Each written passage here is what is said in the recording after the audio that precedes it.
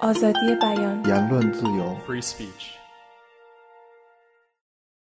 And so in the book, I have a section about what I call the sovereigns of cyberspace, or these large global internet companies, device makers, Apple, Microsoft, Google, Facebook, Amazon, whose decisions, whose software decisions, whose terms of service, whose business decisions, whose engineering decisions, whose content decisions are shaping increasingly how we know, what we're able to publish, what our relationships are online, what we can do, what we can't do, and how.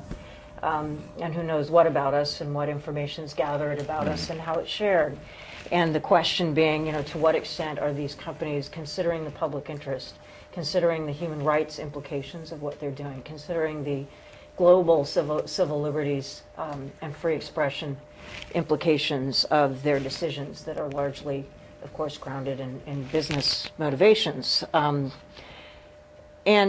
things can go both ways. So, of course, Facebook was quite empowering for people, as was Twitter in Egypt. And on the right-hand side there is a cartoon that somebody drew about the role that Twitter played in bringing down Mubarak. And this cartoon figure here with the big hand is a likeness of a young man named Khaled Saeed, who was beaten to death by police in Alexandria in 2010. And this Facebook page on the left was the page that was created basically in his memory, and he became the poster child for the anti-torture movement in Egypt, which had actually been going on for a decade, but really started to build steam actually in 2010. This page actually went down in late November of 2010 on the eve of a big demonstration that the organizers of this page were planning. And their page was deactivated because the organizers were using Facebook with fake names. And that was counter to the terms of service. And this had been brought to the attention of the people at Facebook headquarters.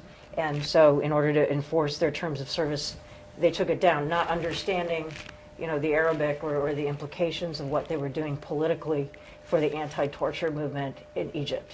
Fortunately, some of the people involved with this page had ties with the human rights community globally and with Silicon Valley, and were able to get it reinstated by kind of getting ownership of the page transferred to somebody who was willing to use their real name. But that's just one example of the kinds of implications of terms of service that can be quite negative for free expression. Not to mention privacy policies that suddenly one day your friend's network is private, then it's public. If you're Iranian dissident or activist, that can have life and death implications, and real questions about the extent to which these companies are thinking through these issues.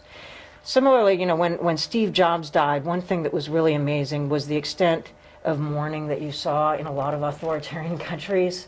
And this is a cartoon that was put online by an exiled Iranian cartoonist, in which this little guy says, an old man says to the angel of death, there are many dinosaurs in Iran and you go after red apples. And it's sort of implying that, he has more respect for Steve Jobs than he does for a lot of these guys running his country.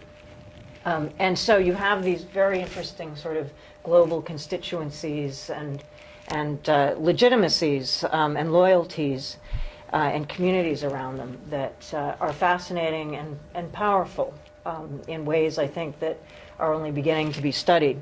Yet at the same time, Apple is exercising censorship in a number of ways. Apple's app stores in China, they're selling iPads and iPhones, and of course material objectionable to the Chinese government is being censored, including the Dalai Lama iPhone app. But also in the United States, political cartoonists whose speech is clearly protected under the First Amendment, or internationally under the Article 19 of the International Declaration of Human Rights. Apps of satirists are censored from the App Store because Apple's administrators find them offensive and not somehow in keeping with the kind of environment they want to create for their App Store.